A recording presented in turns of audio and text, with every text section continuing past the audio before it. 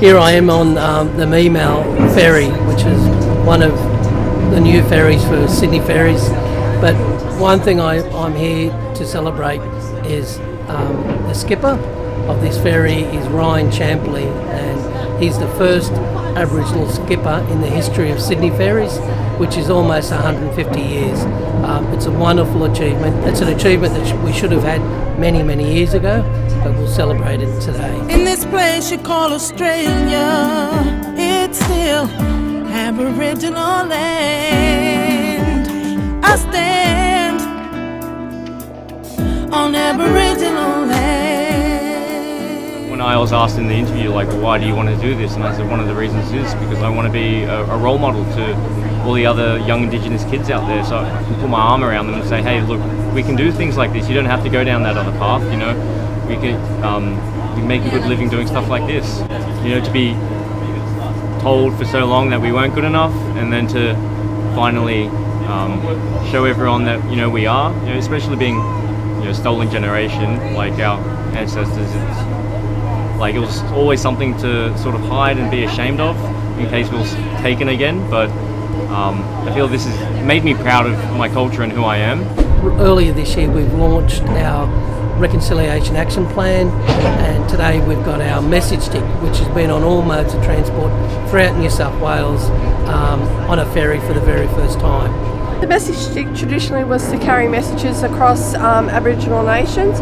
This is the message stick that was delivered to the Secretary for Transport, containing our first wrap for our launch on the 9th of August in Newcastle.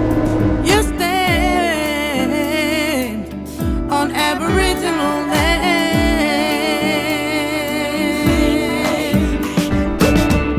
Anywhere you be standing, you're wrong. We can, you know, look at what I've done and encourage Transdev to say, hey, we can hire Indigenous people for all parts of the business, not just entry-level jobs. He's a really cool dude. He's just, does the job, doesn't really stress too much, and he's, very laid back, and I'm proud of him. I'm sure you are too, but it's good. I'd like to share with you a story. My mother passed just over 3 years ago, and Ryan's grandmother always pushed him to try and better himself as an Aboriginal person and his career in maritime. When Mum passed, I think in her legacy, Ryan went down to Tasmania to get the qualifications required to become a skipper, and I believe that was part of his healing, and he achieved that in her memory. And I know that she would be very proud to see him today as a master at Sydney Ferries.